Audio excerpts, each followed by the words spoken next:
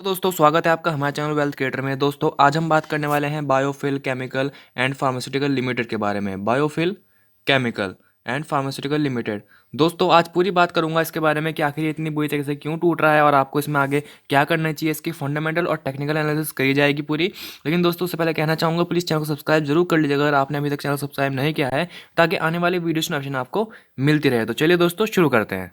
तो दोस्तों सबसे पहले आपको बता दूं कि Biofil chemical and pharmaceutical limited काम क्या करते हैं। तो हम सकते हैं Biofil chemical and pharmaceutical limited manufacture formulation in the form of injectable eye drop and dry syrups. ठीक है, ड्राई सिरप्स और आई ड्रॉप्स के लिए काम करता है, मतलब ये मैन्युफैक्चर करता है इनको।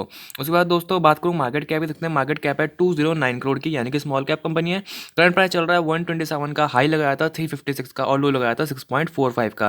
तो यहाँ पे देख सकते हैं 6.45 से 356 जो स्टॉक गया है उसने इतने बेहतरीन रिटर्न जनरेट करके दिया कि भैया आपके पैसे को डबल कर दिया, ट्रिपल डबल डबल तो छोड़ो दोस्तों, कितने गुना कर दिया। भाई आपको मैं आपके वीडियो में बताऊंगा कि आपको कितना ज़्यादा गुना इसके रिटर्न्स मिले हैं और कितना फ़ायदा हुआ है। स्टॉक का पी की बात करें दोस्तों 136 चल रहा है। आरओसी दोस्तों 10.1% है, आरओई 8.48% है, बुक वैल्यू 9.85 रुपीज़ है, डिविडेंड यहाँ पे नन है और फेस वैल्यू 10 रुपीज़ है।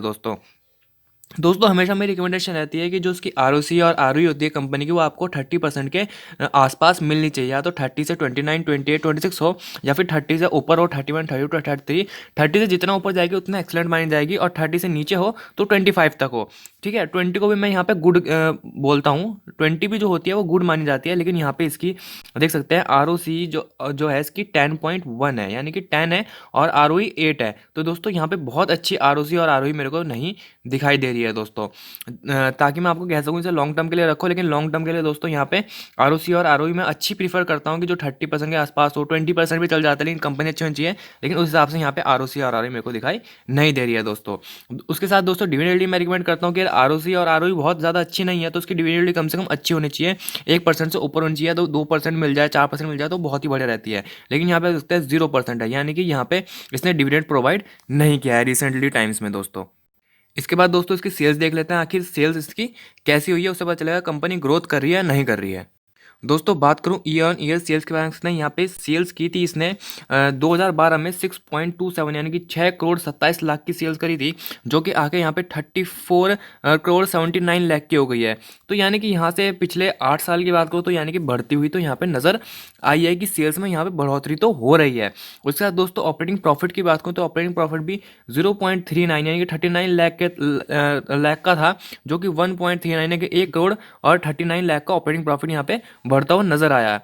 ठीक है, तो यानी कि यहाँ पे भी हमें बढ़ोतरी नज़र आ रही है। देखो स्मॉल कैप कंपनी तो यहाँ पे इतनी बड़ी वैल्यूज हमें दिखाई नहीं दे रही है क्योंकि कंपनी स्मॉल कैप है।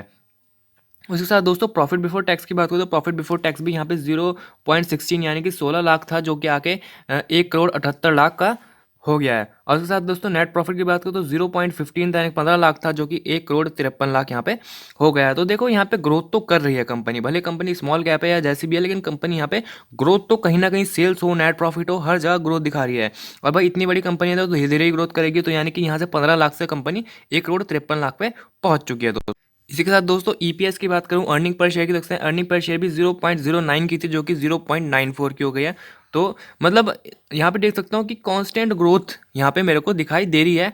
बहुत अच्छी नहीं कहूँगा कि भैया बहुत तेज़ी में कंपनी को, देखो कंपनी छोटी है, कोई ऐसा तो है नहीं, मानी हुई कंपनी तो है नहीं, है ना। सेक्टर की जो मानी हुई कंपनी तो अबाउट इंडिया जैसी है, ग्रैनुअल जैसी कंपनी है, जो कि मानी हुई है फार्मास्यूटिकल लिमिटेड, फार्मास्यूटिकल कंपनीज में सन फार्मा है, नेटको फार्मा है, ये काफ़ी बड़ी बड़ी कंपनीज है। लेकिन उसके कंपनी में बात करूँ तो यानी कि इस कंपनी में बायोफिल में भी ग्रोथ तो दोस्तों नज़र आ रही है साफ साफ। इसी के साथ दोस्तों मैं यहाँ पे बैलेंस शीट की बात करूँ, देखते हैं बैलेंस शीट में यहाँ पे रिजर्व जो दिखाई दे रहा है, रिजर्व यहाँ पे बिल्कुल भी नहीं है, बल्कि 25 लाख नेगेटिव चल रहा है यहाँ पर। ठीक है, उसके साथ दोस्तों बोरोइंग की बात करूँ तो 0.80 यानी कि 80 लाख की यहाँ पे बोरोइंग है।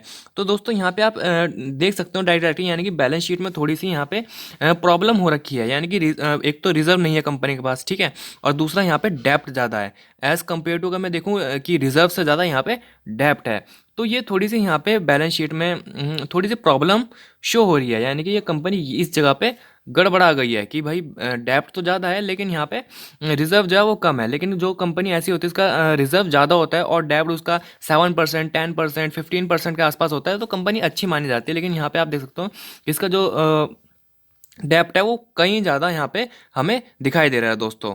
इसी के साथ दोस्तों यहाँ पे आप एक चीज़ और गौर कर सकते हो कि जो उसके फिक्स्ड एसेट थे वो 10.29 के थे, जो कि आगे 10.09 और 10.01 के हो गए हैं। तो यानी कि फिक्स्ड एसेट जो है वो कम हो रहे हैं। तो दोस्तों फिक्स एसेट कम हो रहे हैं तो ये भी थोड़ी सी यहाँ पे मतलब एक अलग सा इम्पैक्ट डालता है कंपनी के ऊपर कि भाई ये भी थोड़ा सा यहाँ पे नेगेटिव पॉइंट देखने को मिल जाता है कई बार कि भाई यहाँ पे इसके फिक्स एसेट भी कम होते हुए नजर आ रहे हैं, जबकि कंपनी के जो बढ़ते हुए फिक्स एसेट होते हैं वहाँ पे कई जगह अच्छा माना जाता है, लेकिन यहाँ पे कम हो रहे हैं तो वो भी एक थोड़ी सी प्रॉब्लम है दोस्तों।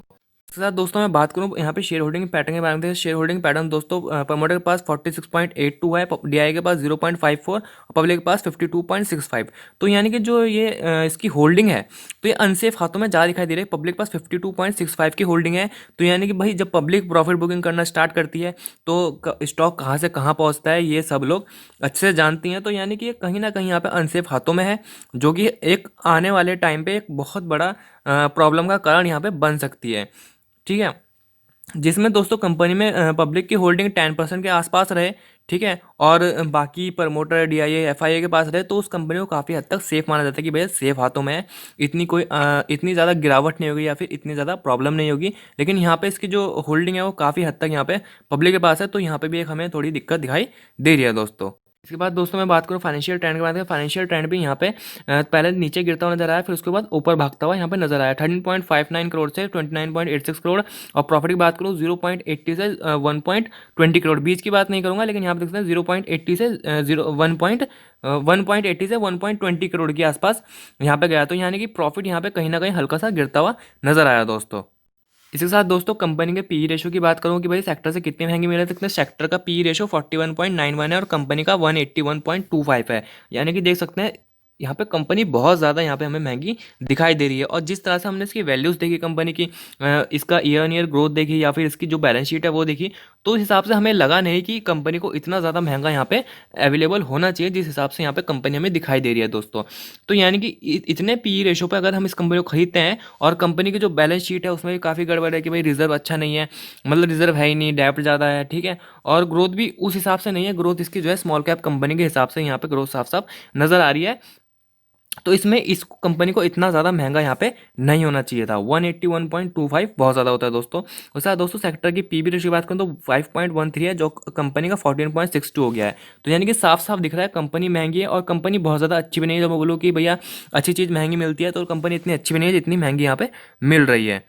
यानी कि यहाँ पे दोस्तों इनडायरेक्टली ये कंपनी काफ़ी हमें महंगी मिल रही है, इसे इस वक्त नहीं खरीदना चाहिए दोस्तों। बाकी हम चार्ट पे देखेंगे, चार्ट पर कैसे हालात बने हुए हैं, तब वहाँ पर पता चलेगा कि आखिर क्या है और क्या नहीं, शॉर्ट टर्म में ठीक है या फिर लॉन्ग टर्म के लिए रखना चाहिए, या सब कुछ चार्ट पर ही दोस्तों पता चलेगा।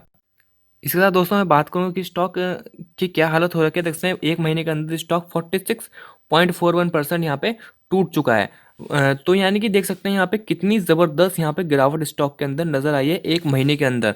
और उसी के साथ दोस्तों मैं बात करूँ एक साल की, तो देखते हैं एक साल में स्टॉक ने दिया है 948.24% के यहाँ पे मल्टी बैगर रिटर्न। यानी कि दोस्तों कई लोगों तो करोड़पति बना चुकी होगी कंपनी, अरबपति खरबपति कई लोग तो ऐश कर रहे होंगे जिन्होंने यहाँ पर खरीदा होगा इसको। यहाँ 12 रुपये का शेयर, 13 रुपये का शेयर खरीदा एक साल के अंदर ही, और 12-13 रुपये का शेयर 350 का हाई मार देता है। तो यानी कि यहाँ पे देख सकते हैं कितने ज़बरदस्त रिटर्न है कि भाई मल्टीपैकर रिटर्न है, एक साल के अंदर ही करोड़पति बन गया एक साइड में।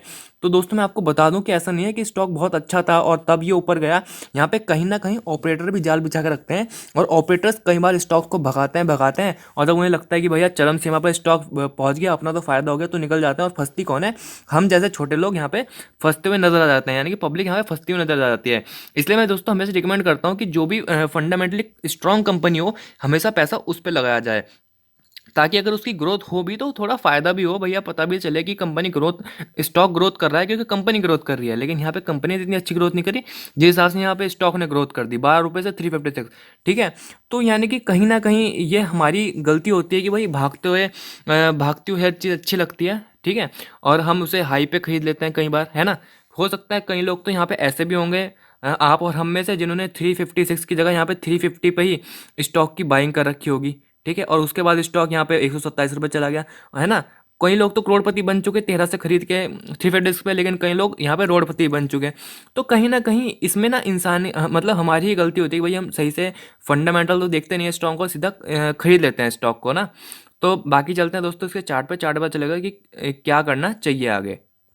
दोस्तों अब आ गए हम चार्ट पे और देख सकते हैं यहाँ पे चार्ट पर आप कि जून जुलाई के आसपास यहाँ पे 12-13 रुपये का स्टॉक यहाँ पे चलता हुआ नजर आ रहा था और स्टॉक ने बना दी यहाँ पे रैली बहुत ज़बरदस्त। अपर सर्किट मारता मारता मारता मारता 356 के आसपास यहाँ पे इसने हाई लगा दिया। ठीक है। और दोस्तों ये जो रेड लाइन दिखाई दे रही है मैं आपको बता दूं, ये जो रेड लाइन दिख रही है ये है इसका 200 डे मूविंग एवरेज। इसका 200 डे मूविंग एवरेज निकल के आता है यहाँ पे 77 रुपीज़ का, 77.05 का। और जिस तरह से दोस्तों इसने यहाँ पे हाई लगाया 356 का, उसी हिसाब से इसने फिर जब भाई इतने अपर सर्किट लगाया तो फिर लोअर सर्किट लगाना शुरू कर दिया। ठीक है। थोड़ी सी रिकवरी दिखाने की कोशिश करी लेकिन नीचे गिरता हुआ नजर आया। तो यानी कि यहाँ पे जबरदस्त यहाँ पे गिरावट हमें नजर आ रही है। उसका देखो इस वक्त आरएसआई की बात करूँ, देखते हैं आरएसआई भी इसकी 27 पॉइंट यहाँ पे 27.33 के आसपास यहाँ पे नजर आ रही है दोस्तों। ये देखिए 27.33 के आसपास यहाँ पे नजर आ रही है कि आरएसआई। अगर मैं दोस्तों बात करूँ इस स्टॉक को कब खरीदना चाहिए कब नहीं खरीदना चाहिए, तो मैं आपको बता दूं कि कोई भी स्टॉक हो चाहे अच्छा हो चाहे बुरा हो उसको 200 मूविंग एवरेज के नीचे खरीदो। ठीक है। 200 मूविंग एवरेज कितना है? 77.05। अगर ये थम सकता है, अगर ये कहीं ना कहीं थम सकता है तो भैया इसकी ओरिजिनल प्राइस मैं आपको बता दूं 70 रुपये के आसपास, 70 रुपीज़ जिसको बोलते हैं, ये 77 का है। ठीक है। पहला ये अपना सपोर्ट यहाँ पर ले सकता है 100 रुपये के आसपास पे। ठीक है। 100 रुपये का यहाँ पे सपोर्ट लेता हुआ नजर आएगा, उसके बाद ये नजर आएगा 70 रुपये का सपोर्ट लेते हुए। ठीक है। अगर ये 100 रुपये पर रुका तो ठीक दोस्तों, नहीं तो फिर ये 70 रुपये जाएगा। स्टॉक की ओरिजिनल अमाउंट इस वक्त जो मेरे को दिखाई दे रही है वो 50 रुपये के लगभग लगभग होनी चाहिए, 50 रुपये के लगभग लगभग होनी चाहिए। स्टॉक इस वक्त 50 रुपये का होना चाहिए था, लेकिन स्टॉक इस वक्त भी 127 रुपये का मिल रहा है। और यहाँ की बात करता तो दोस्तों यहाँ की तो बात छोड़ी दो, 350 रुपये, 12 रुपये का स्टॉक 350 रुपये में, जबकि कंपनी भी इतनी अच्छी नहीं है, तो मैं रिकमेंड नहीं करूँगा कोई भी खरीदने के लिए।